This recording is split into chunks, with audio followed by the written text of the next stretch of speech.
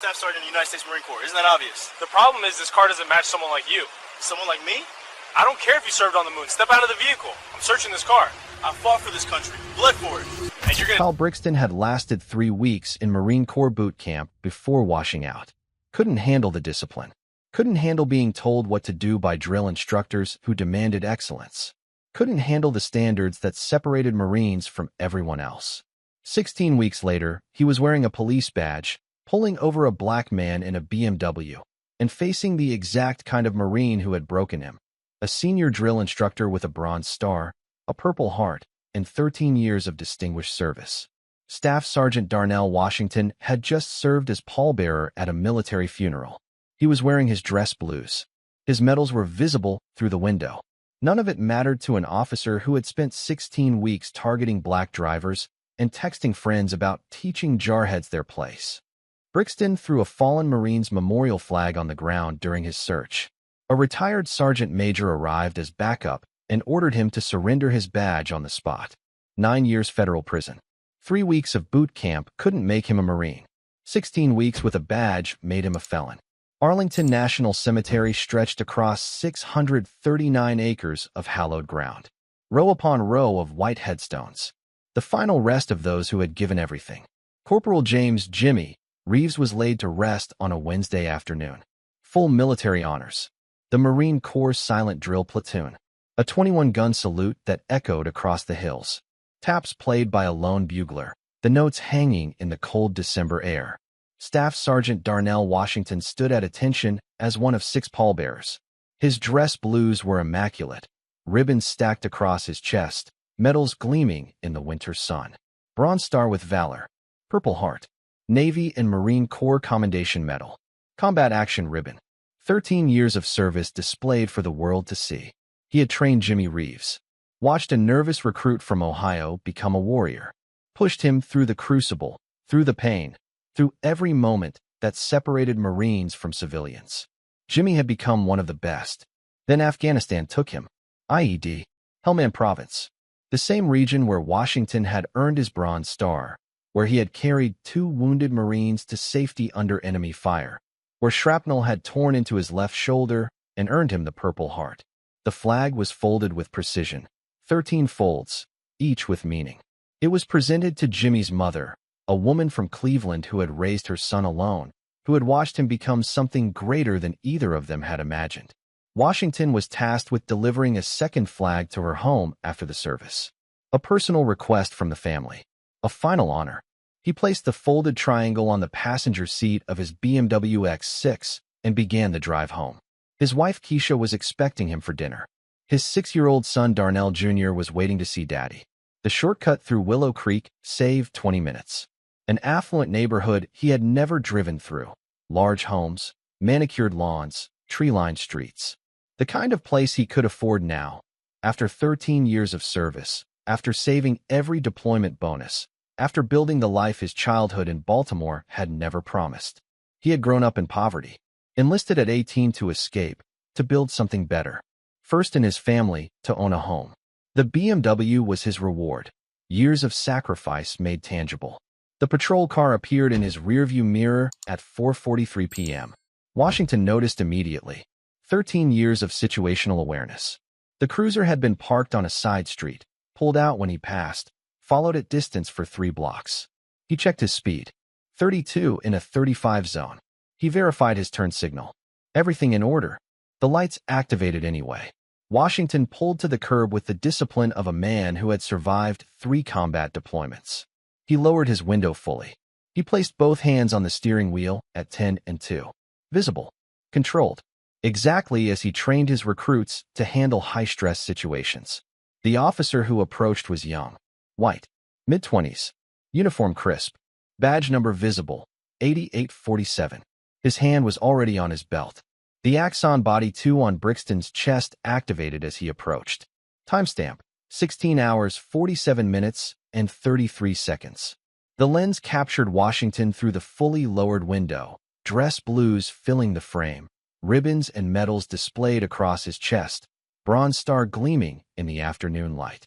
License and registration. Washington's hands remained on the steering wheel. His voice was measured, calm. May I ask why I'm being stopped, officer? Failure to signal back there. License and registration. I signaled. Every turn. I didn't see it. License and registration. Washington reached slowly toward his jacket pocket, keeping his movements visible. He produced his military ID first, standard practice for service members, then his driver's license. Brixton took the documents. His eyes moved from the ID to Washington's face, then to the BMW's interior, then back to Washington. You want to tell me how you can afford a car like this? The question landed in the afternoon air. The Bodycam recorded it with perfect clarity. I'm a staff sergeant in the United States Marine Corps. Washington's voice remained level. Isn't that obvious? He gestured toward his uniform. The dress blues that announced exactly who he was. The ribbons that documented 13 years of service. The medals that represented combat, valor, sacrifice. Brixton's expression didn't change. Registration. Washington reached toward the glove compartment, slowly, deliberately, hands visible at all times. He produced the registration. His name. His address. The BMW's VIN matching the plates. Brixton examined the documents. Everything matched. Everything confirmed exactly what Washington had told him. He handed the documents back. Then he stepped away from the window and began circling the vehicle. The Bodycam captured his movement, around the front bumper, along the passenger's side, examining the BMW, as if searching for something that would justify what he had already decided. The problem is this car doesn't match someone like you. Washington's jaw tightened. The Bodycam captured the micro-expression, controlled anger held in check by years of discipline. Someone like me? Yeah, someone like you. What does that mean exactly? Brixton completed his circuit and returned to the driver's window. His posture had shifted, weight forward, hand near his belt. It means I've seen this before. Nice cars in neighborhoods like this, driven by people who can't explain where the money came from. I can explain exactly where the money came from. 13 years of military service. 3 combat deployments. Hazard pay. Deployment bonuses. Saving instead of spending. That's what they all say. They all say they're staff sergeants with bronze stars. I don't know what those ribbons mean. Could be fake. Washington looked at Brixton with an expression that had made recruits reconsider their life choices. The stare of a senior drill instructor who had shaped 1,500 Marines. These ribbons represent combat tours you couldn't imagine. This medal, he touched the Bronze Star, was awarded for carrying 2 wounded Marines to safety under enemy fire while bleeding from shrapnel wounds. This uniform represents 13 years of service to a country that's supposed to treat its veterans better than this. Step out of the vehicle. On what grounds? I'm conducting an investigation. Into what? A Marine driving home from a funeral? Into how someone like you affords a car like this in a neighborhood like this. Washington's phone sat in the center console. Without taking his eyes off Brixton, he pressed a contact on the screen. Keisha answered on the second ring. Hey baby, you close? I've been pulled over. Willow Creek. I need you to listen to everything and don't hang up. A neighbor had emerged onto his porch across the street. Phone in hand. Recording. Put the phone down. Washington kept it in the center console, speaker active, Keisha listening to every word. My wife is on the line. She's documenting this encounter. I don't care who's on the line. Put it down. The phone stays where it is. What's your probable cause for detaining me? Your attitude is my probable cause. That's not how the Fourth Amendment works. Brixton's face flushed. The Bodycam captured it. The same reaction that had preceded every escalation documented in his short career. Step out of the vehicle. I'm searching this car. I don't consent to a search. I don't need your consent if I have reasonable suspicion. Reasonable suspicion of what? I'm a Marine in dress blues driving home from a military funeral. What exactly raises your suspicion? Brixton leaned closer to the window. His voice dropped, the tone of someone who believed he held all the power. I don't care if you served on the moon. Step out of the vehicle. I'm searching this car. Washington's response carried the weight of everything he had endured. Combat. Deployment. Carrying wounded brothers through enemy fire. The funeral he had just attended. I've fought for this country. Bled for it. And you're going to disrespect my uniform over a traffic stop? Last warning. That flag on my passenger seat is for a Marine's mother. A Marine I trained. A Marine who died serving the country you claim to protect. You want to search around that? Brixton keyed his radio. The Bodycam recorded the transmission. Dispatch. This is Unit 47. I've got a hostile driver refusing to cooperate with a lawful search, requesting backup at my location. Washington heard every word. So did Keisha on the phone. So did the neighbor on the porch, still recording. Hostile. Washington's voice remained controlled, but the anger beneath it was unmistakable. I've answered every question. I've provided every document. I've explained exactly who I am and where I came from. What's hostile about that? Your attitude. My attitude is disciplined. My attitude is what kept me alive in Helmand Province. My attitude is what trains Marines to serve with honor. If that seems hostile to you, the problem isn't me. Brixton drew his weapon. The Glock cleared the holster and leveled at Washington's chest. The Bodycam captured the draw, smooth, practiced, the motion of someone who had made this decision before the encounter began. Step out of the vehicle. Now. You're pointing a weapon at a decorated combat veteran. I'm pointing a weapon at someone who won't follow lawful commands. There's nothing lawful about this stop. Nothing lawful about your questions. Nothing lawful about the search you're trying to conduct without probable cause. Out. Now. Washington looked at the weapon. At the officer holding it. At the neighbor still recording from the porch. At the body cam that would document whatever came next. I'm going to step out. Slowly. My hands will be visible at all times. I have no weapons. I am complying under duress with what I believe to be an unlawful order, and I'm stating that clearly for the record. He opened the door. He stepped out with the measured movements of a man who had faced worse than this. His dress blues caught the afternoon light. Every ribbon, every medal, every symbol of sacrifice visible to the camera and the neighbor and anyone who would later watch this footage. He stood beside his own vehicle, hands raised, bronze star gleaming on his chest. Hands on the car. Washington complied. What happened next would be watched by millions. Brixton closed the distance in 2 aggressive strides. His hand grabbed Washington's shoulder and slammed him against the BMW. The impact drove Washington's chest into the metal. His metal scraped against the door, the bronze star leaving a mark on the paint. Spread your legs. Washington complied. He had been searched before, in combat zones, in tactical situations, by allies and adversaries alike. He knew what compliance looked like. He knew how to survive. I'm a staff sergeant in the United States Marine Corps. I have no weapons.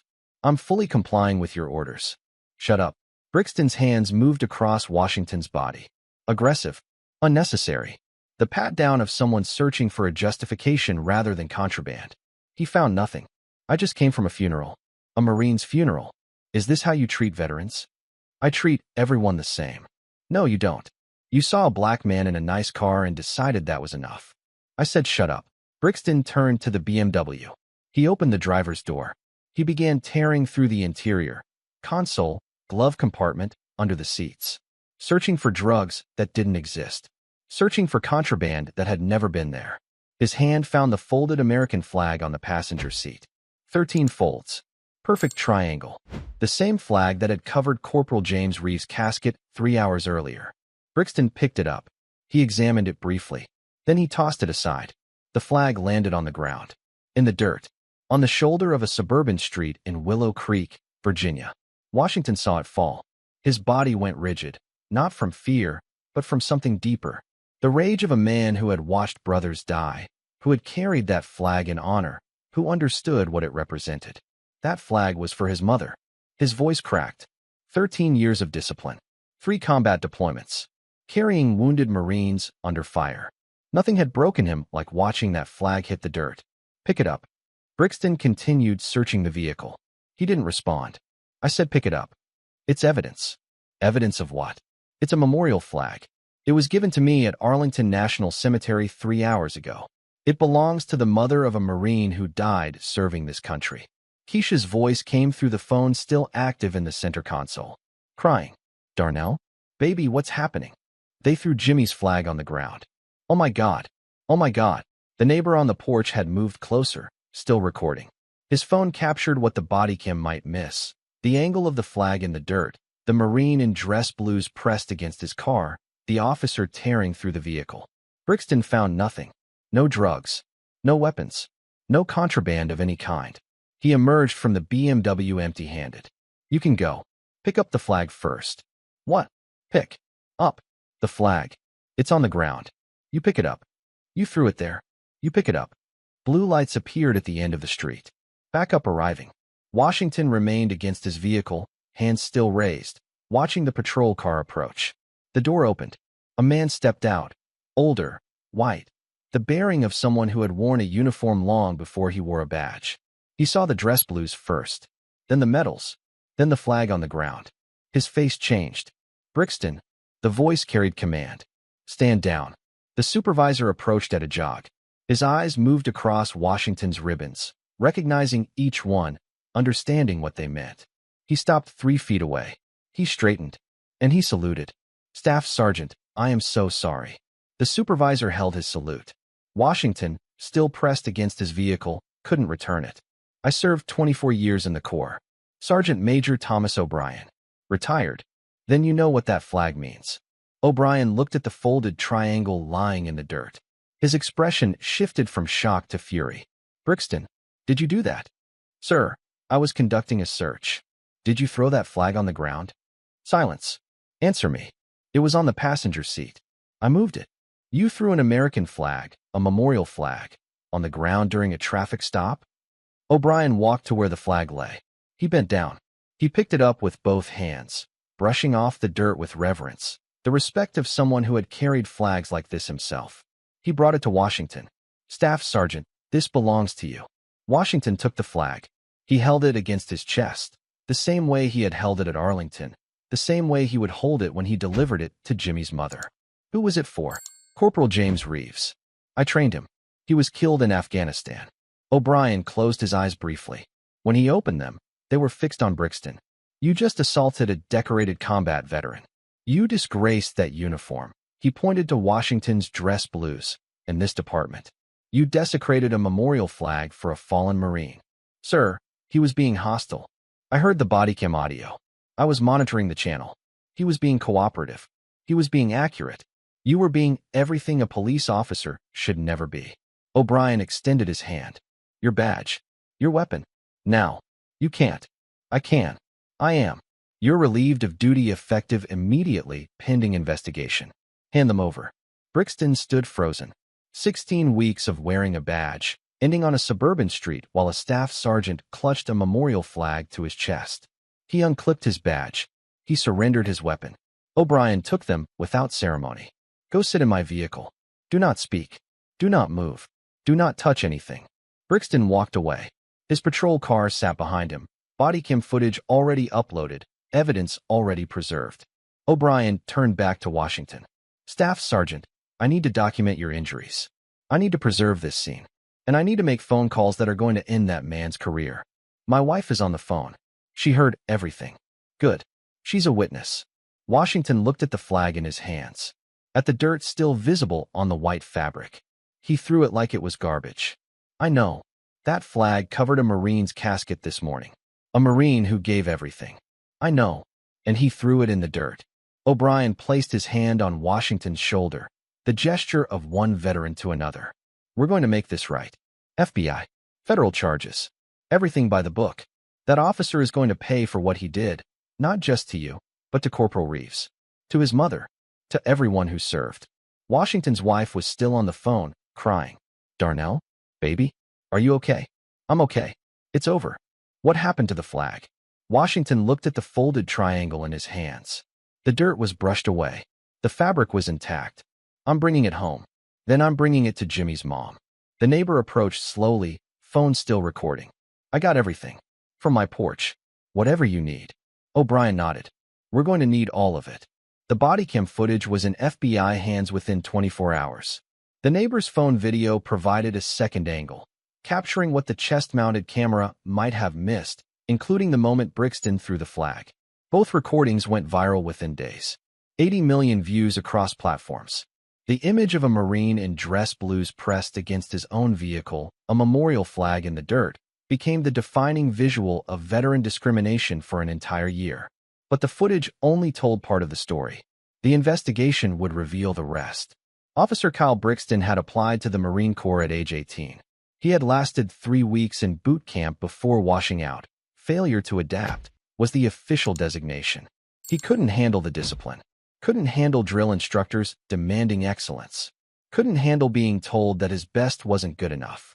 The resentment had calcified over 6 years. It showed in his social media posts, mocking affirmative action soldiers, questioning diversity promotions, suggesting that black service members had achieved rank through politics rather than merit. It showed in his text messages, conversations with friends joking about teaching jarheads their place, comments about Marines thinking they're better than everyone. A message sent 2 weeks before the Washington incident. These military guys in their nice cars act like they own everything. Someone needs to check them.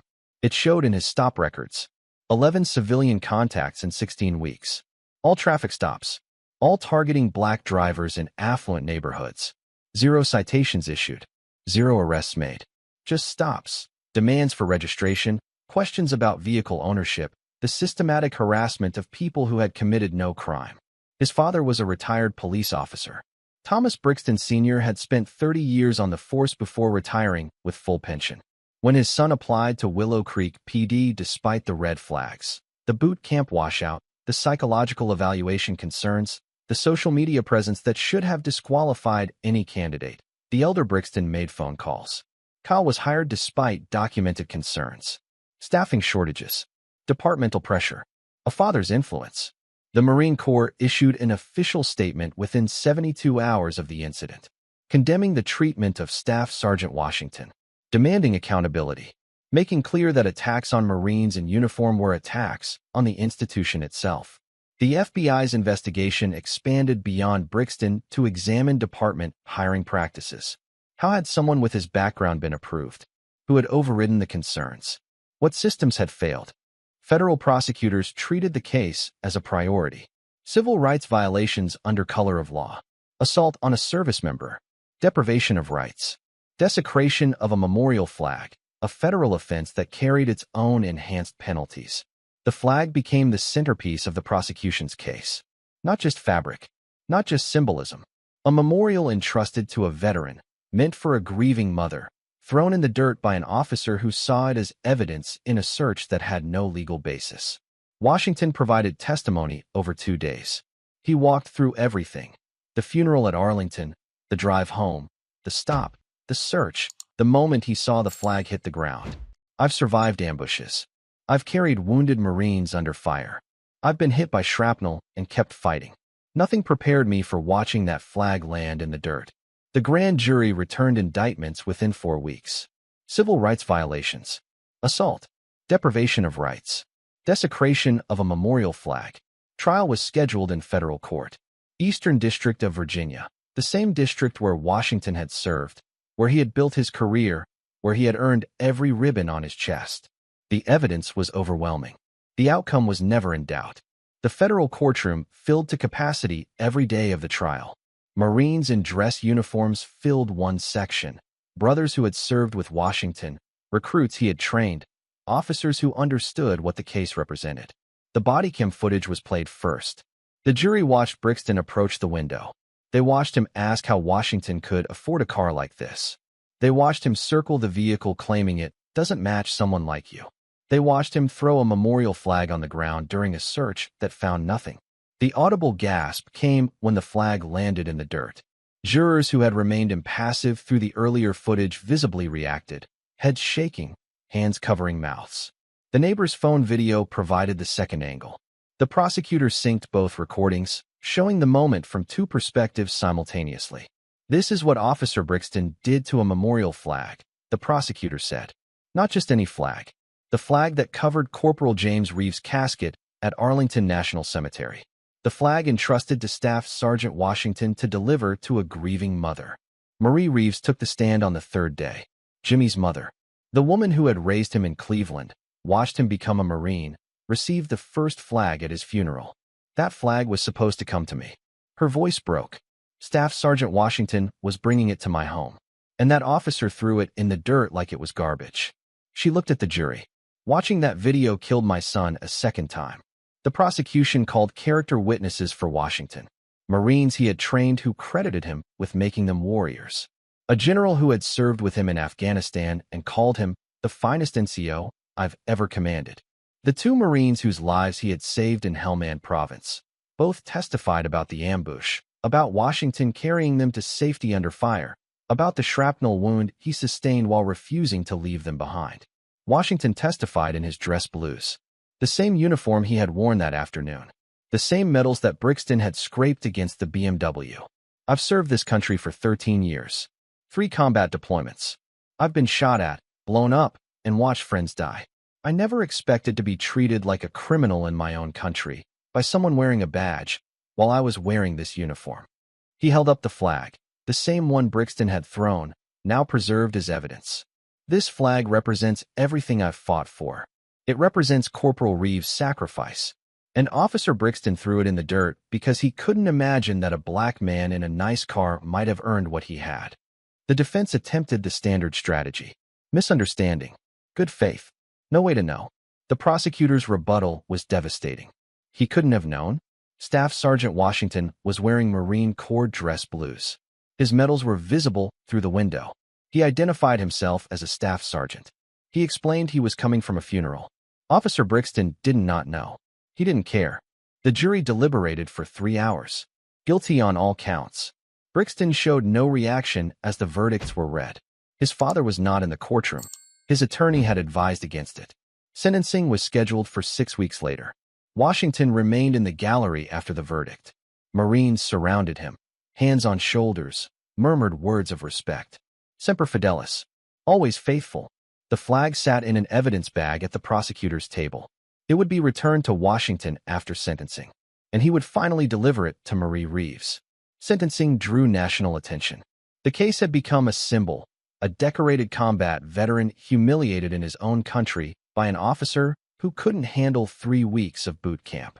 The judge reviewed the pre-sentencing report with visible contempt. The boot camp washout, the resentment, the social media posts, the pattern of stops targeting black drivers, the father's influence in hiring. Officer Brixton, you couldn't complete Marine Corps training. You couldn't handle the discipline required to serve. And when you encountered someone who had earned everything you couldn't achieve, you decided to humiliate him. She paused. You asked a Bronze Star recipient how he could afford his car. You told him he didn't match his neighborhood. You threw a memorial flag for a fallen Marine in the dirt. You did all of this while wearing a badge you never deserved. The sentence: 9 years federal prison. Enhanced for targeting a service member. Enhanced for flag desecration. Enhanced for the documented pattern of civil rights violations. Brixton was led from the courtroom in handcuffs. His 16-week career had cost him nearly a decade of freedom. His father, Thomas Brixton Sr., faced investigation for corrupt influence in hiring practices. His pension was suspended pending review. His reputation, 30 years of service, collapsed under the weight of what his phone calls had enabled. The police chief resigned before he could be forced out. 3 supervisors who had approved Brixton's application were terminated. The department entered a DOJ consent decree requiring federal oversight for 5 years. The city settled with Washington for $8.2 million within 4 months. He divided the money with purpose. $2 million established the Corporal James Reeves Memorial Scholarship Fund, providing education assistance for children of fallen Marines.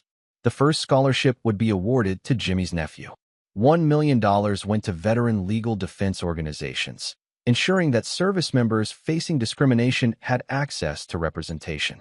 The remaining funds went to his family. College savings for Darnell Jr. Security for Keisha. The stability he had always wanted to provide.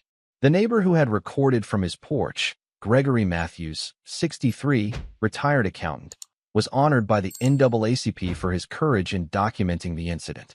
His video had provided the angle that showed the flag landing in the dirt. I saw a Marine being disrespected, Matthews said. I had to do something. Washington was promoted to gunnery sergeant 6 months after the incident.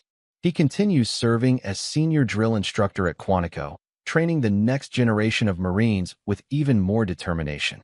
He uses his story in training now, tells recruits about dignity, about resilience, about representing the Corps even when the country fails to respect it.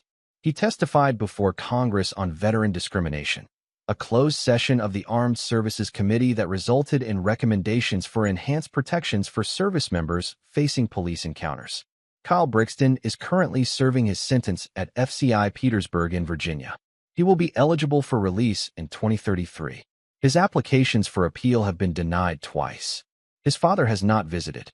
Darnell Washington still drives the same BMW X6. He still takes shortcuts through Willow Creek sometimes, not to make a point, but because it's the fastest route home.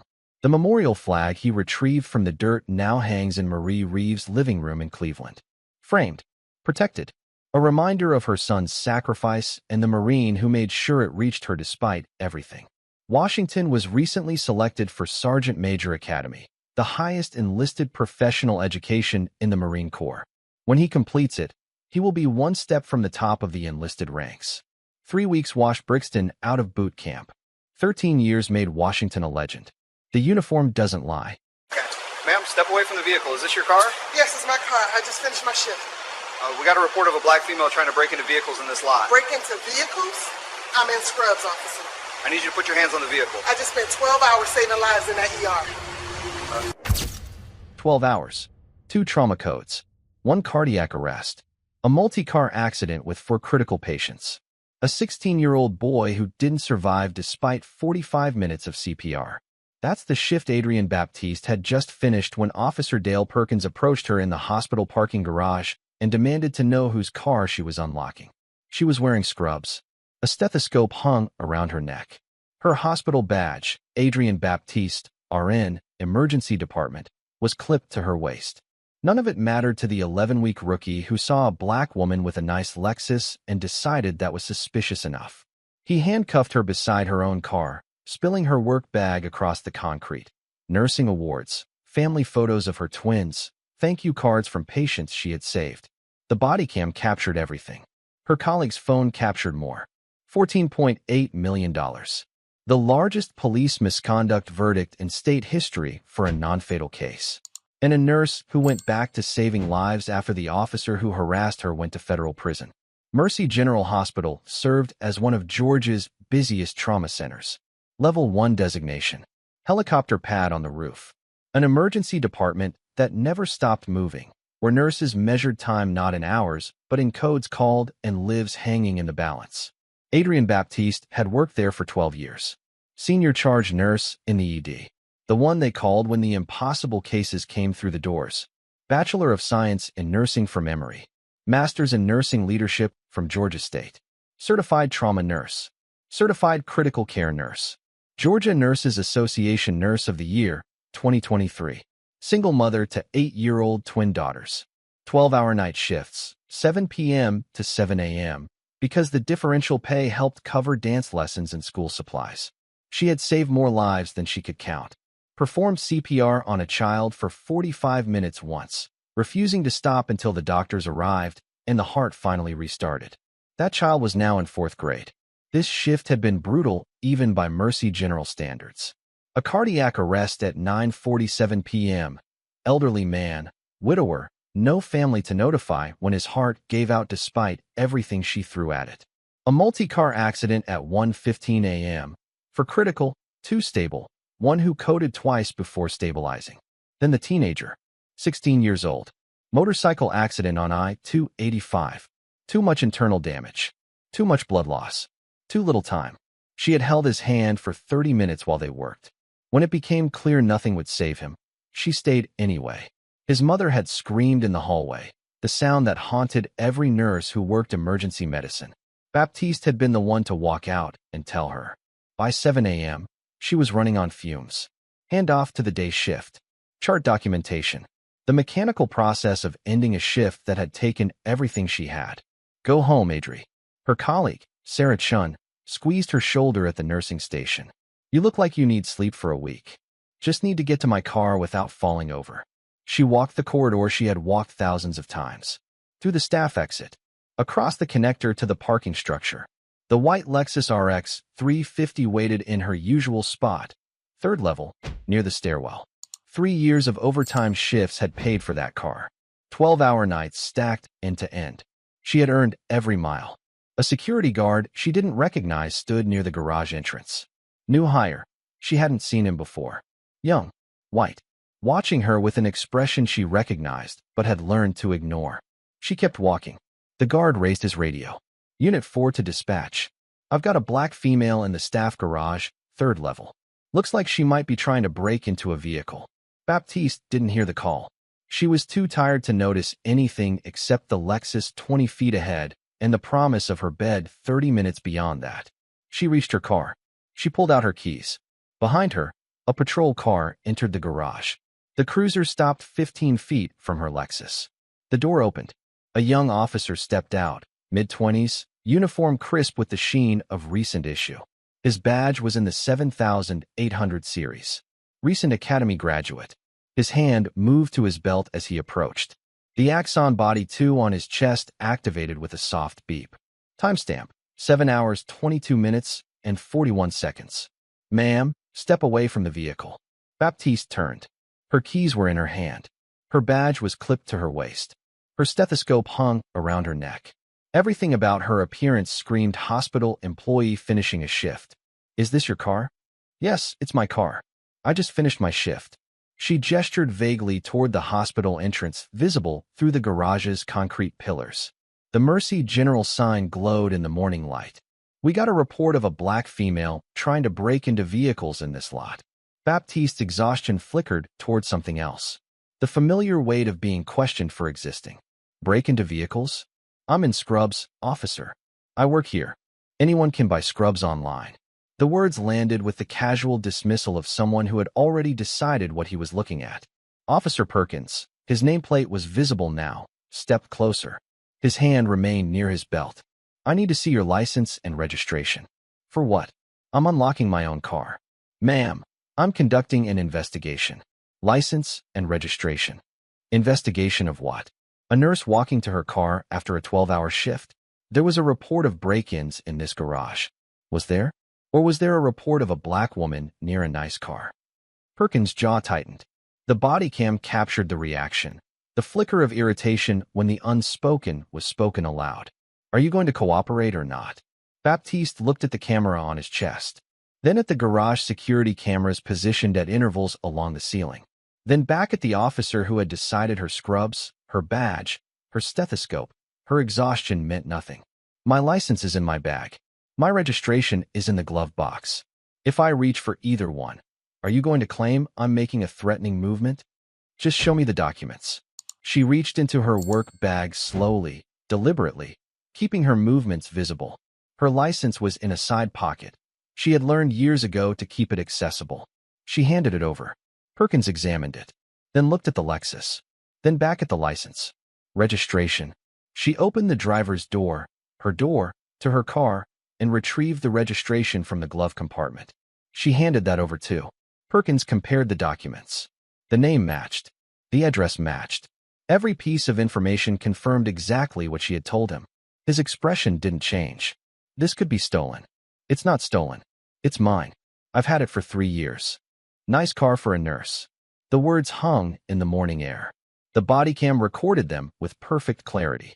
The garage cameras captured the scene from above. A woman in scrubs, badge visible, stethoscope around her neck, being questioned beside her own vehicle by an officer who couldn't imagine she had earned what she drove. Excuse me. I said nice car. For a nurse. I saved 3 lives tonight. I don't have time for this. Watch your attitude. Footsteps echoed from the stairwell. Another nurse emerged, Sarah Chun, who had been 30 seconds behind Baptiste leaving the building. Adri, what's going on? She saw the officer. She saw her colleague being questioned beside her car. That's Adri. She's our charge nurse. She's worked here for 12 years. Perkins turned. His expression hardened. Ma'am, mind your business. Sarah Chun didn't retreat. 12 years of working alongside Baptiste had built something beyond professional courtesy. She pulled out her phone. I'm documenting this. That woman is a registered nurse who just finished a 12-hour shift saving lives. What exactly are you investigating? I said mind your business. This doesn't concern you. She's my colleague. It concerns me. Perkins' attention shifted between the 2 women, the one he had stopped and the one now recording. His hand moved from his belt to hover near his radio. Put the phone away. No, I'm on hospital property. I'm a hospital employee. I have every right to record. Baptiste watched the exchange with the distant exhaustion of someone too tired to feel afraid. 12 hours of impossible decisions had drained whatever reserves of emotion might have fueled panic. Officer Perkins. She read his nameplate again, making sure the cameras caught it. You have my license. You have my registration. The documents match. My colleague has identified me. What else do you need? I need you to explain how a nurse affords a car like this. I need you to explain how that's relevant to your investigation. Ma'am, I worked 3 years of overtime shifts, 12 hours at a time. Nights, weekends, holidays. I missed my daughter's dance recitals. I missed birthday parties. I saved and saved until I could afford a reliable vehicle to get me to the job where I save people's lives. Her voice cracked slightly, not from weakness, from the accumulated weight of everything. The teenager who had died, the mother who had screamed, the cardiac arrest patient she couldn't bring back. And now this. I don't have to justify my car to you. I don't have to justify my presence in a parking garage where I've parked for 12 years. I don't have to justify anything except the care I give my patients. You're being uncooperative. I'm being accurate. There's a difference. Perkins looked at Sarah Chun, still recording. He looked at the badge clipped to Baptiste's waist, clearly visible, clearly legitimate. He looked at the registration in his hand that confirmed everything she had said. He should have handed back her documents. He should have apologized for the inconvenience. He should have walked away and called it a misunderstanding. He didn't. Step to the rear of the vehicle. Why? I'm going to run your plates. Make sure this car isn't stolen. You have my registration. It shows I'm the owner. Registrations can be forged. Officer, everything I've shown you is legitimate. Everything my colleague has told you is true. You're manufacturing reasons to detain me because you can't accept that a black woman might own a Lexus. That's quite an accusation. It's quite an obvious observation. Perkins' face flushed. The Bodycam captured it, the color rising, the jaw tightening, the moment when wounded pride overtook whatever remained of professional judgment. Put your hands on the vehicle. No, ma'am, I'm ordering you. You're ordering me to submit to detention without probable cause. I'm a nurse, not a lawyer, but I know that much. I've done nothing wrong. I've proven the car is mine. You have no legal basis to detain me. I'm making that determination. You're making a mistake. Sarah Chin's phone kept recording. Her voice came from behind the screen. His badge number is 7847. This is Mercy General Parking Garage. Wednesday, November 13th, 7:26 a.m. I told you to put that away. And I told you I'm documenting. Adri, don't let him touch you. But it was already too late. Perkins grabbed Baptiste's arm. The grip was aggressive, fingers digging into her bicep, yanking her away from the driver's door she had legally opened to retrieve her registration. The Bodycam captured the motion. Sarah Chin's phone captured a different angle. Hands on the vehicle. Now, I haven't done anything. You're being detained for uncooperative behavior during a lawful investigation. There is no lawful investigation. You stopped me for being black in a parking garage. Perkins spun her toward the Lexus. The momentum knocked her work bag from her shoulder. It hit the concrete and spilled open. The contents scattered across the garage floor. Her nursing awards, 2 framed certificates from Mercy General, recognizing years of service and patient care excellence. Her Georgia Nurses Association plaque from 2023. Family photos, her 8-year-old twins in matching dance costumes, grinning at the camera. A picture from their last birthday party, chocolate cake and pink balloons. Thank you cards from patients. Handwritten notes from families who had taken the time to say what she meant to them. You saved my father's life. Thank you for holding my hand. I'll never forget your kindness. All of it now on the concrete beside a white Lexus that belonged to her, while an officer who had been on the force for 11 weeks twisted her arms behind her back. The handcuffs clicked around her wrists. I'm a nurse. I work here. This is my car. You can explain that at the station. Explain what? That I walked to my parking spot after a 12-hour shift? That I unlocked my own vehicle with my own keys? Ma'am, you were uncooperative and confrontational. I was exhausted and accurate. Those aren't crimes. Sarah Chun had moved closer, phone still recording, her voice rising. What are you doing? She's a charge nurse. She's worked here for 12 years. Call the hospital. They'll confirm everything. Back up or you'll be next. For what? For witnessing. A door banged open at the far end of the garage. Hospital security, 2 officers in Mercy General uniforms, responding to something. Maybe the commotion. Maybe the radio call that had started all of this. They approached at a jog. The lead officer was Derek Odom, security chief. Black. 15 years with the hospital. He knew every employee who parked in this garage. He knew Adrian Baptiste. What the hell is happening here? Perkins turned, one hand still on Baptiste's arm, the other resting on his belt. Sir, step back. This is a police matter. Police matter? Odom looked at Baptiste, handcuffed against her own car, work bag contents scattered on the concrete, badge still visible at her waist. That's our senior charge nurse. She's been here 12 years. What exactly is the police matter? There was a report of someone breaking into vehicles. Breaking into vehicles? She's in scrubs. She has a hospital badge. Her car is registered in her name. Sir, I need you to step back. I'm not stepping anywhere. That woman just spent 12 hours saving lives in our ER. I watched her walk through the building 20 minutes ago. What report? Who called this in? Perkins hesitated. The Bodycam captured it. The moment when certainty began to crack. We received a call about a black female possibly breaking into a vehicle. A black female. Odom's voice went flat. That was the description? Black female. That's what was reported. She's wearing scrubs. She has a stethoscope around her neck. Her badge says Emergency Department. And you handcuffed her. He pulled out his phone. I'm calling hospital administration. And your supervisor. Don't move. Baptiste stood against her car, wrists bound, her life scattered across the concrete, while a security chief fought for her dignity, and an officer who had been on the job 11 weeks realized he had made a catastrophic mistake. The calls went out simultaneously. Odom to hospital administration. Sarah Chun to the nursing supervisor. Another security officer to police dispatch, requesting a supervisor at the scene. Baptiste remained handcuffed against her Lexus. Her wrists were already reddening. The metal too tight, applied with more force than any situation warranted. Uncuff her. Odom's voice carried command. Sir, she's being detained. For what? Owning a car? Having a job? Being tired after saving lives all night. She was uncooperative. She was answering your questions while you insulted her. That's not uncooperative. That's patient. More footsteps in the garage. A woman in business attire approached rapidly. Dr. Catherine Reeves, Mercy General's chief medical officer. She had been in the building early for a meeting when her phone buzzed. What is happening here? Officer Perkins detained Adrian Baptiste for walking to her car. Odom's summary was clinical. Damning. Reeves looked at the scene. The handcuffs. The scattered contents of Baptiste's bag. The award plaques lying on concrete. Adrian Baptiste is our senior charge nurse. She's been with this hospital for 12 years. She saved 3 lives last night. I saw the chart notes this morning. Ma'am, there was a report. I don't care what report you received. That woman is a hero to this hospital. Remove the handcuffs immediately. Perkins looked between the growing crowd of hospital staff. Security. Administration. Nurses emerging from the building, drawn by the commotion. His backup hadn't arrived. His certainty was dissolving. He removed the handcuffs.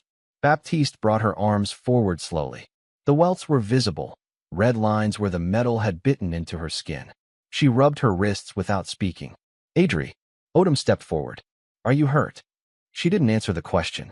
Instead, she looked at Perkins, directly, with the exhaustion of someone who had held a dying teenager's hand and watched officers handcuff her for it. I spent 12 hours in that ER. 2 trauma codes. A cardiac arrest.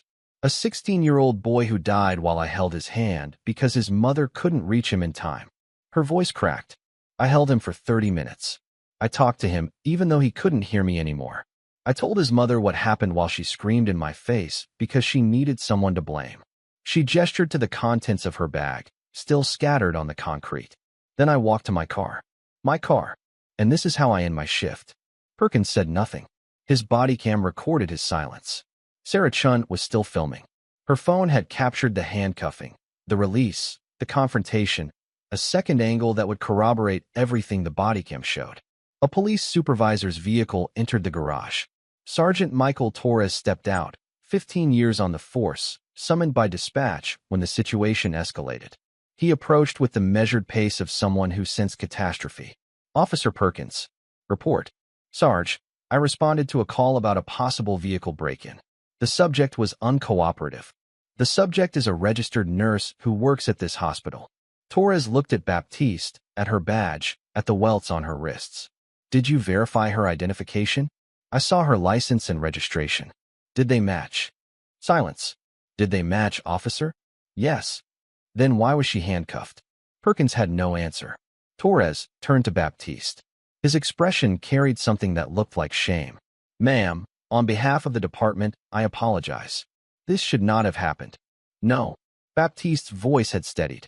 It shouldn't have, but it did. And your body cam recorded all of it. She looked at the camera on Perkins' chest, then at Sarah Chen's phone, then at the garage security cameras positioned overhead. I'm not letting this go. The hospital released a statement within 24 hours. Full support for Adrian Baptiste. Condemnation of the officer's conduct. Cooperation with any investigation. The bodycam footage was obtained by Baptiste's attorney within the week. Standard discovery protocol once the civil rights complaint was filed. Sarah Chen's phone video provided a second angle that corroborated everything. Both recordings went viral within days. 50 million views across platforms. The image of a nurse in scrubs being handcuffed beside her own car became the defining visual of police accountability discussions for months. But the footage only told part of the story. The investigation would reveal the rest. Officer Dale Perkins had graduated from the academy 11 weeks before the incident.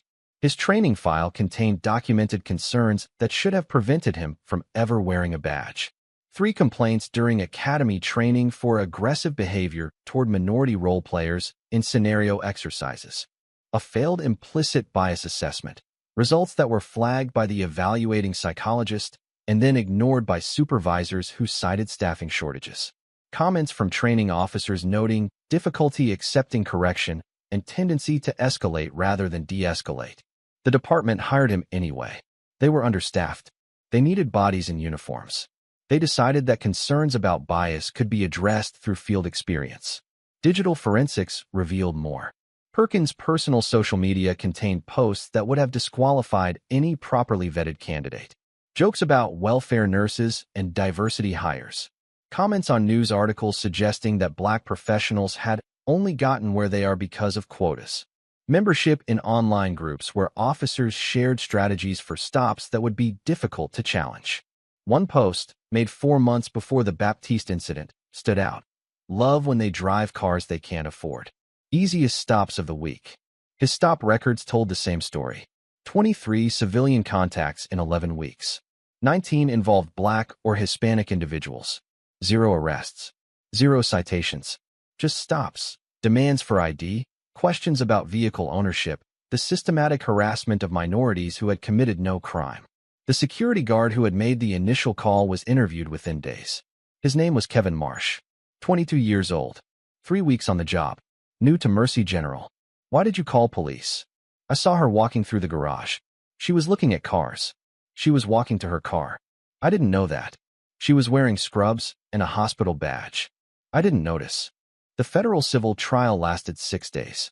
The courtroom was packed. Nurses in scrubs who had taken time off to support their colleague. Journalists covering the case, civil rights advocates watching the proceedings. The bodycam footage was played first. 9 minutes of continuous recording. The jury watched Perkins approach. They watched him dismiss Baptiste's badge and scrubs. They watched him demand documentation for a car that was clearly hers.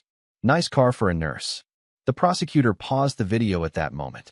Perkins' voice hung in the courtroom air. 4 words. That's what this case is about. An officer who looked at a registered nurse, a woman who had just saved 3 lives, and decided she couldn't possibly afford her own vehicle. Sarah Chen's phone video provided the second angle. The handcuffing, the bag spilling open, the awards and family photos scattering across concrete, while Baptiste protested her innocence. The parade of character witnesses began on the 3rd day. Dr. Reeves testified about Baptiste's service record. She's the nurse families ask for when they're facing the worst moments of their lives. Fellow nurses testified about her skill, her compassion, her willingness to take the cases others couldn't handle. Then Maria Gonzalez took the stand. She was the mother of the 16-year-old boy who had died the night of the incident. She had driven 3 hours to testify.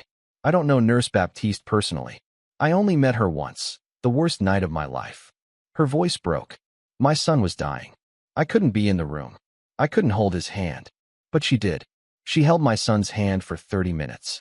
She talked to him. She made sure he wasn't alone. She looked at the jury. That woman held my son with more dignity than this officer showed her. She comforted a dying boy, and then she was treated like a criminal for walking to her car. The courtroom was silent. Baptiste's testimony came on the fourth day. She wore scrubs, not required, but a deliberate choice. A reminder of who she was and what she did.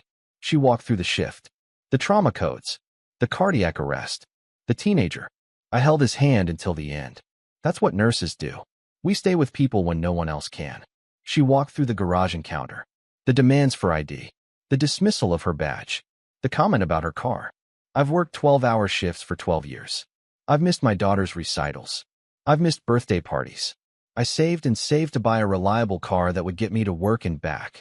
Officer Perkins looked at that car and decided I couldn't possibly have earned it.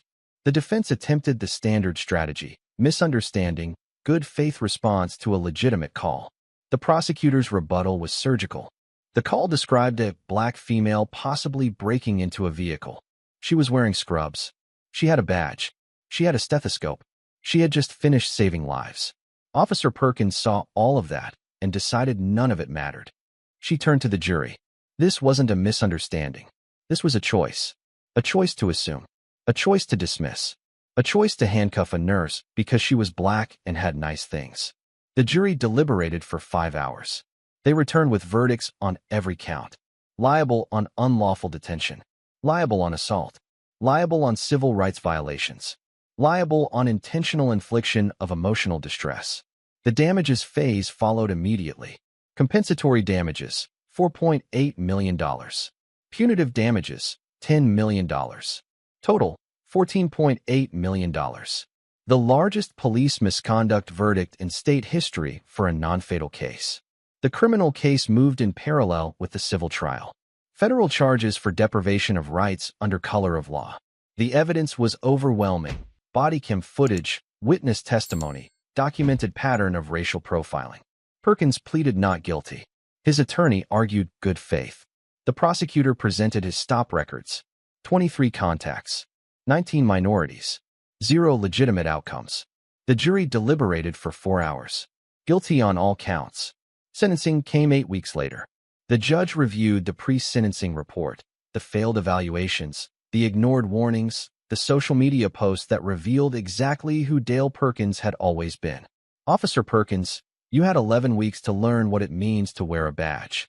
Instead, you spent those 11 weeks proving every concern your evaluators raised. You profiled a nurse for walking to her car. You dismissed her badge, her scrubs, her stethoscope, every piece of evidence that she belonged exactly where she was. She paused. You handcuffed a woman who had just held a dying teenager's hand. You spilled her awards on concrete. You called her car suspicious because you couldn't imagine a black woman earning what she had. The sentence, 3 years federal prison. The maximum for the charges. Enhanced for the documented pattern of civil rights violations.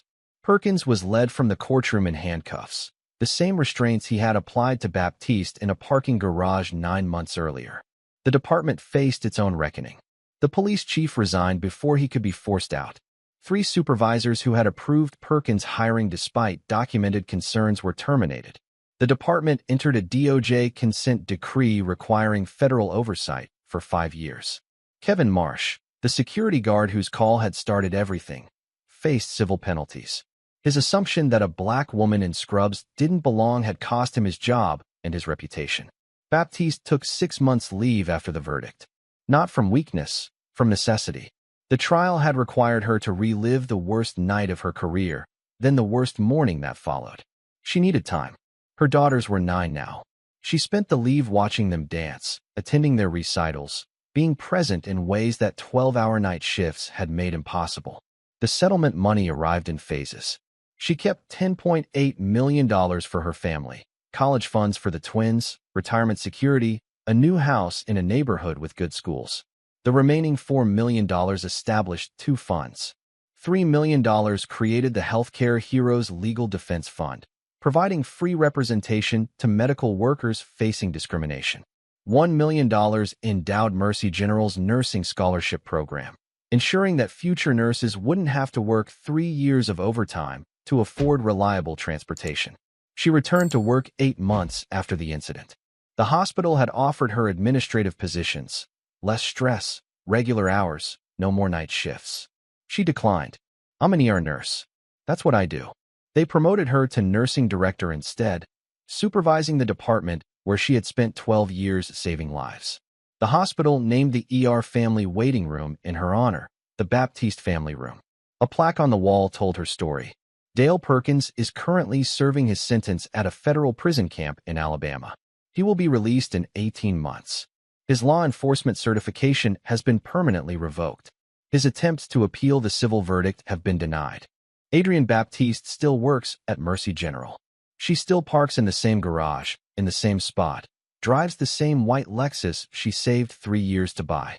Some mornings, walking from her car to the hospital entrance, she thinks about the teenager whose hand she held, about his mother's screams, about the handcuffs that followed.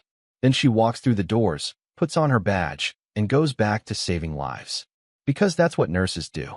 They stay with people when no one else can. I'm going to need you to step outside with me. I'm waiting for my car to be serviced. What's suspicious about that? Someone matching your description was seen casing vehicles in the lot. Stand up.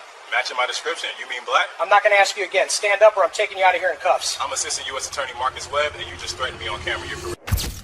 31 police officers. That's how many Marcus Webb had prosecuted in 9 years with the Civil Rights Unit. 28 convictions. Careers destroyed. Pensions revoked. Prison sentences that would outlast marriages and childhoods. He had earned the nickname, the Cop Hunter, by being meticulous, relentless, and utterly without mercy for officers who believed their badges placed them above the law. On a Saturday afternoon at a Buckhead car dealership, Officer Brett Holloway made himself number 32.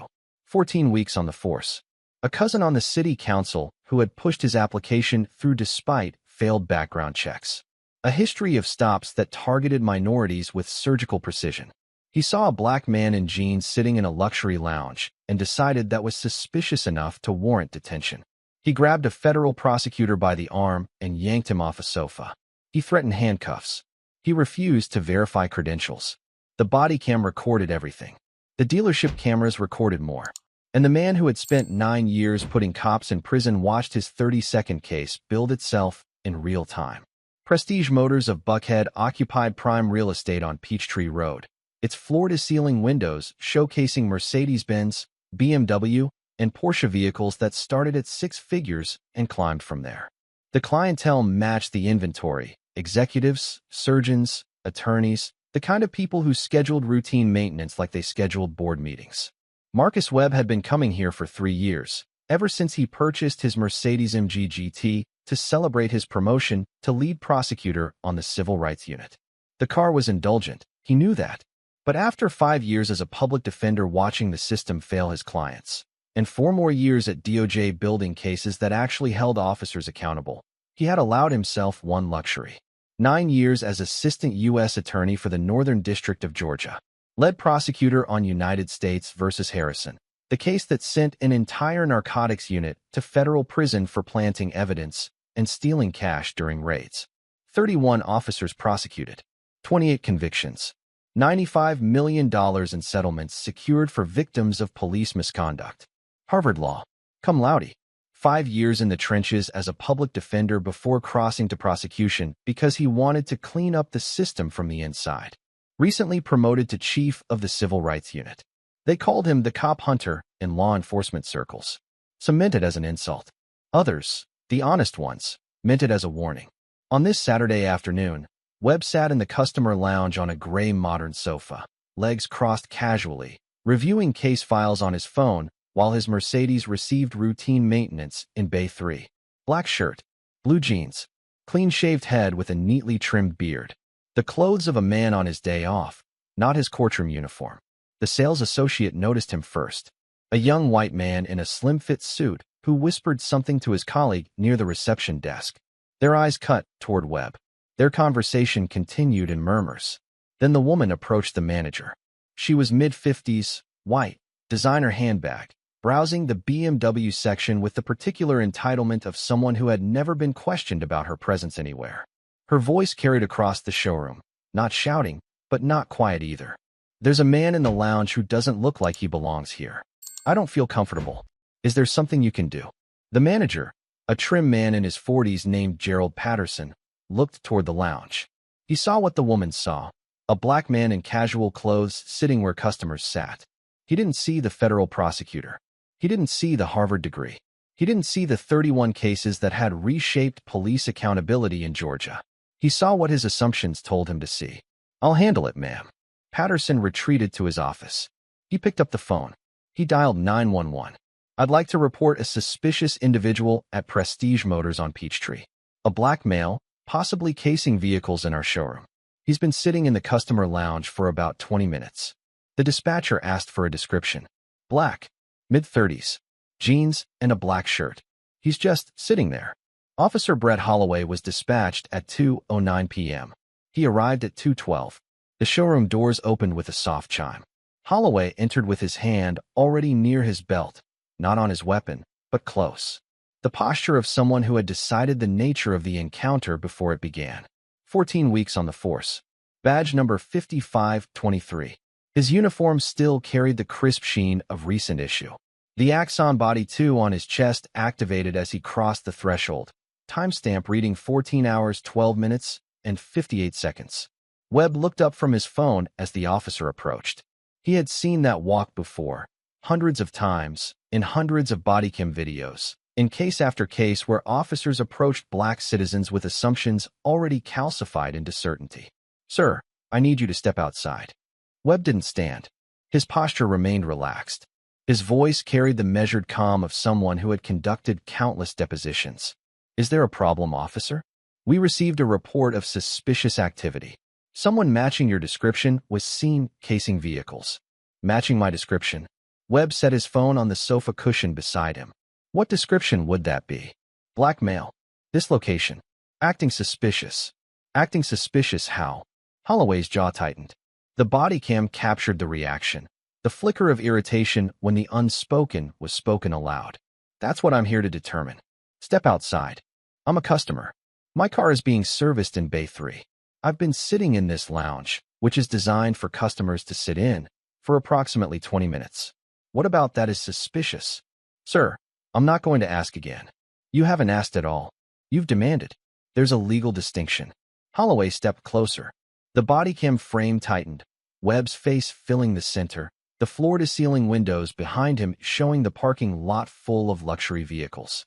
"The description I received was a black male, possibly casing vehicles. You're a black male in a car dealership. That's enough for me to investigate." "No, it isn't. Being black in a car dealership isn't a crime. It's not suspicious activity. It's not probable cause for detention. It's not anything except racism dressed up as law enforcement." "Are you calling me racist?" "I'm calling your probable cause non-existent." "Which it is. And I'm telling you that I'm a customer waiting for my vehicle. You can verify that with the service department in 30 seconds. I don't need to verify anything. I need you to step outside." "On what legal basis?" "On the basis that I'm a police officer conducting an investigation." "An investigation into what?" "A black man sitting on a sofa." Holloway's hand moved to his handcuffs. The body cam captured the motion, fingers curling around the metal, thumb resting on the release. "Sir, you can step outside voluntarily, or I can take you out in cuffs. Your choice." Webb's expression didn't change. His voice remained level, the same tone he used when cross-examining hostile witnesses. "Officer Holloway." He read the nameplate deliberately. "Badge number 5523. I'm Assistant United States Attorney Marcus Webb. I'm assigned to the Civil Rights Unit for the Northern District of Georgia. I've prosecuted 31 police officers for violations exactly like the one you're committing right now." He paused. "You just threatened to handcuff a federal prosecutor for sitting in a car dealership. Your career is over. The only question is how much worse you want to make it." Holloway's expression flickered. The body cam caught it, a microsecond of doubt, quickly buried under 14 weeks of certainty. "Federal prosecutor." He laughed. The sound was dismissive, contemptuous. "Sure you are. Federal prosecutor sitting in jeans waiting for a car? Right. My credentials are in my pocket. Would you like to see them? I'd like you to step outside. And I'd like you to understand the magnitude of the mistake you're making." Holloway reached for Webb's arm. The grip was aggressive, fingers closing around Webb's bicep, yanking upward with force that served no purpose except to demonstrate dominance. The body cam captured the motion. So did the dealership security cameras positioned throughout the showroom. "Get up. Now." Webb rose from the sofa, not because he was complying with a lawful order, but because resisting would give Holloway a justification he didn't currently have. 9 years of prosecuting these cases had taught him exactly how they were constructed and how to prevent giving officers the ammunition they needed. "I'm not resisting," he said clearly, projecting toward the body cam. "I'm being physically removed from a customer lounge where I was lawfully present. This is unlawful detention and assault." "Shut up. My name is Marcus Webb. I'm an assistant United States attorney. My DOJ credentials are in my right front pocket. My federal ID is in my wallet in my left back pocket. My vehicle, a Mercedes-AMG GT, is currently in Service Bay 3. Everything I'm telling you can be verified in under 60 seconds. I said shut up. Holloway pulled him toward the showroom entrance. The other customers had frozen, a white couple examining a Porsche, 2 salesmen near the reception desk, a family with a teenager looking at BMWs. All watching, some with phones raised. "Officer, I'm a federal prosecutor. I've sent 31 police officers to prison for civil rights violations. The case I'm best known for, United States versus Harrison, resulted in an entire narcotics unit being convicted. You are currently adding yourself to my record. Keep talking, and I'll add resisting arrest." "I'm not resisting anything. I'm documenting. There's a difference." Footsteps. Rapid. Coming from the service department entrance. "Stop. Stop."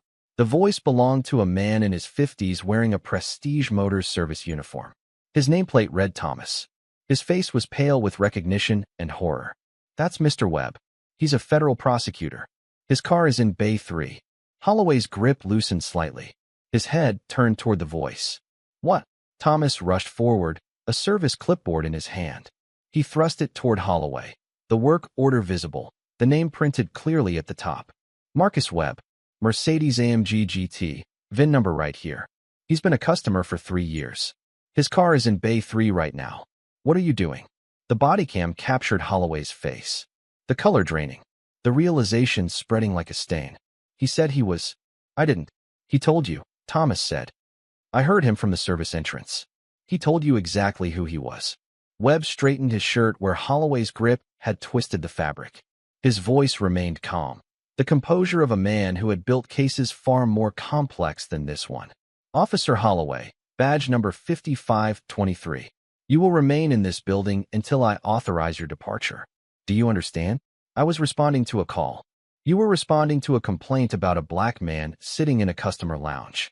You refused to verify my identity. You refused to check with the service department. You physically assaulted me and attempted to remove me from a business where I was lawfully present as a customer." Webb reached into his right front pocket, slowly, deliberately, keeping his movements visible for the cameras. He produced a leather credential case and opened it. "Department of Justice. Assistant United States Attorney. Northern District of Georgia." His photograph beside the federal seal. "These are my credentials. The ones you refused to let me show you." He reached for his phone on the sofa where it had fallen during the confrontation. "Now I'm going to call my office. And you're going to stand there while I open a case file for my own assault." He dialed. The line connected. "This is AUSA Webb. Get me the U.S. Marshal on duty and start a file. I'm about to become a victim in one of my own cases." The paralegal's voice came through the phone with the professional urgency of someone who understood exactly what she was hearing. "Sir, are you safe?" "I'm safe. The officer has released me. I need this documented immediately. Incident occurred at Prestige Motors in Buckhead. Officer Brett Holloway, badge number 5523, Atlanta PD, unlawful detention, assault, civil rights violation under color of law. I have bodycam footage from his perspective and security camera footage from the dealership. I'm contacting the marshal now. Do you want FBI response?" "Yes. And notify the Office of Professional Responsibility. This goes federal immediately." He ended the call. He looked at Holloway, who stood frozen near the showroom entrance, his face the color of wet cement. "Officer, I'm going to explain what happens next. Not as a threat, as a professional courtesy, because I've been on the other side of this conversation 31 times." The dealership had gone silent. Customers, employees, salespeople, all watching the scene unfold. Several phones remained raised, recording from angles the official cameras might miss. "The FBI will respond within the hour. They'll secure your bodycam footage. They'll subpoena the dealership's security recordings. They'll pull the 911 call that brought you here. They'll interview the woman who complained about my presence, and I suspect her explanation will be illuminating. Holloway's mouth opened. Nothing came out. They'll pull your personnel file, your training records, your stop data. They'll examine every civilian contact you've had since you graduated from the academy, which, based on your badge number, was approximately 14 weeks ago. I was just doing my job. Your job isn't to detain federal prosecutors for sitting in customer lounges. Your job isn't to ignore identification when it's offered. Your job isn't to physically assault citizens who haven't committed any crime. Webb stepped closer. His voice dropped, not to a whisper, but to the register he used during closing arguments. The tone that juries remembered. I've prosecuted 31 officers for civil rights violations. 28 convictions. I know exactly how these cases are built. I know exactly what evidence matters. And I know exactly what your body cam just recorded. Sirens approached. Not local police. The pitch was different. Federal vehicles. That sound. That's your career ending. Not in disciplinary proceedings. Not in civil court. In federal criminal court, where I've spent 9 years putting officers exactly like you in prison. The first FBI vehicle pulled into the dealership lot. Then a second. Black SUVs with federal plates. The quiet efficiency of an agency that took assaults on federal prosecutors very seriously. Special Agent Denise Crawford entered the showroom first. Webb knew her. They had worked cases together for 5 years. Her expression shifted when she saw him, then hardened when she saw Holloway still standing near the entrance in his patrol uniform. Marcus, are you injured? No, but I was assaulted. Full documentation is on my phone. The dealership has security footage. His body cam was running the entire time. Crawford turned to Holloway. Her credentials were already in her hand. Officer Holloway, I'm Special Agent Crawford, FBI. You are not under arrest at this time, but you are being detained pending investigation. Your body cam is now federal evidence. Your weapon and badge will be collected. Do you understand? Holloway's voice cracked. I was responding to a call. We'll discuss that at the field office. She signaled to the agents behind her. 2 approached Holloway. One secured his weapon. The other removed his body cam with gloved hands, handling it like the evidence it had become. Webb watched from the lounge where this had started. The gray sofa, the floor-to-ceiling windows, the space where he had been sitting peacefully, reviewing case files, waiting for his car. 31 prosecutions. This would be 32. The investigation moved with the velocity of a case where the victim was also one of the most experienced civil rights prosecutors in the region. The body cam footage was in federal custody within hours. 11 minutes of continuous recording, from Holloway's entrance to his detention by FBI agents. The dealership security system provided 4 additional angles, including a camera directly above the lounge that captured the moment Holloway grabbed Webb's arm and yanked him from the sofa. The 911 call was pulled from dispatch records. Gerald Patterson's voice, calm and certain. A black male, possibly casing vehicles in our showroom. The dispatcher asking what suspicious behavior he had observed. Patterson's response, he's just sitting there. The woman who had complained was identified within 24 hours. Catherine Merrill, 57, resident of a gated community in Sandy Springs. Her interview was recorded at the FBI field office. Why did you approach the manager? I felt uncomfortable. Uncomfortable why? He didn't look like he belonged there. What do you mean by that? Silence. Ma'am, what about Mr. Webb suggested he didn't belong in a car dealership? I don't know. He was just sitting there. In jeans. Were there other customers in jeans? I didn't notice. Were there other customers sitting in the lounge? Yes. Did you report any of them? Silence. Ma'am, the other customers in the lounge were white. Mr. Webb is black. Is that why you felt uncomfortable? I'm not racist. I didn't ask if you were racist. I asked why you reported a man for sitting in a customer lounge. She had no answer. But the investigation into Catherine Merrill was secondary.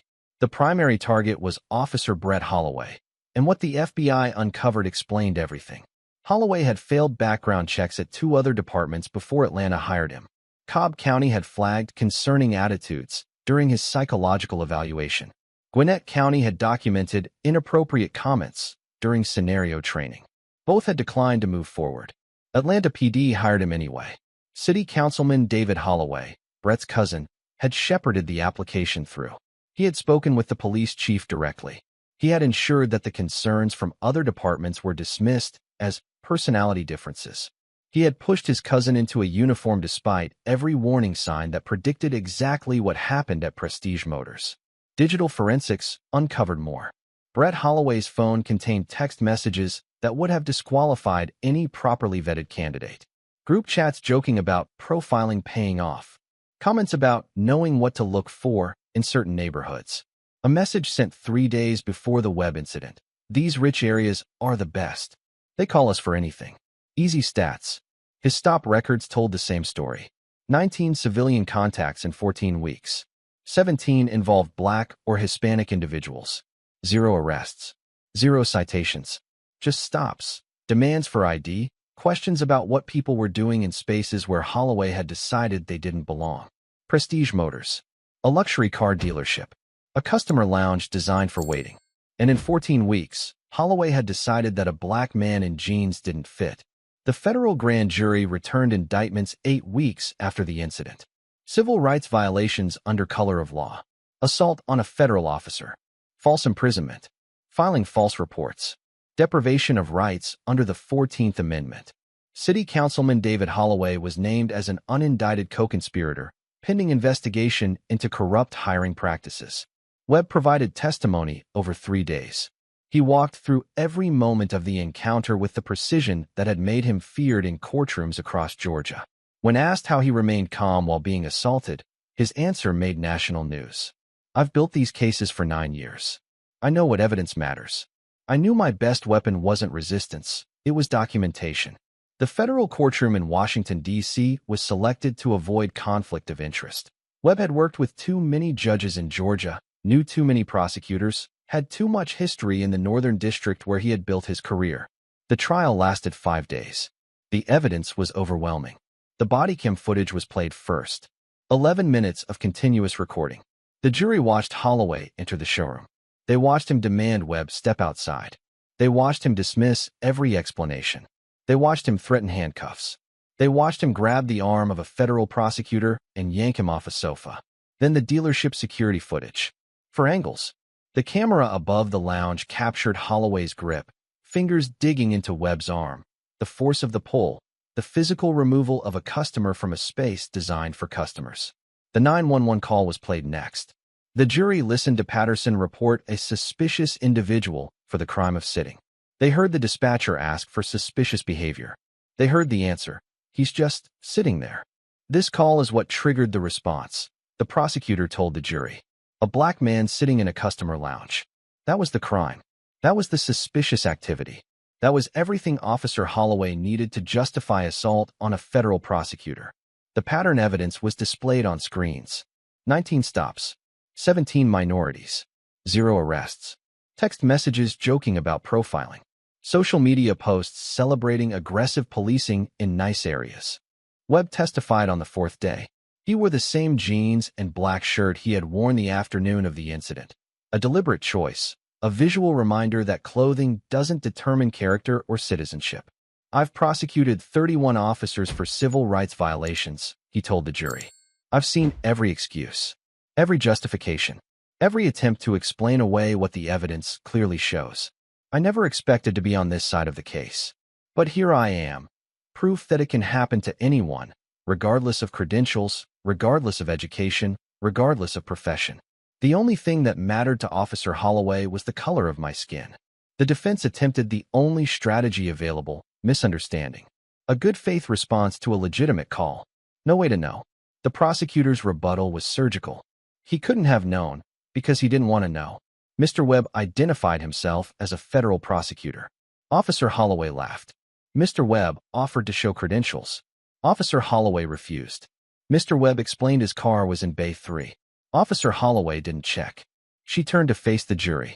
This wasn't a misunderstanding. This was a choice. A choice to assume. A choice to ignore. A choice to assault a federal prosecutor because Officer Holloway couldn't imagine a black man in jeans belonged in a luxury car dealership. Holloway testified in his own defense. It lasted 3 hours under cross-examination. He claimed good faith. The prosecutor showed his stop data. He claimed he couldn't have known. The prosecutor played the Bodycam footage where Webb identified himself twice. He claimed the department trained him to respond to calls exactly this way. Did the department train you to ignore identification? The prosecutor asked. No answer. Did the department train you to laugh at federal credentials?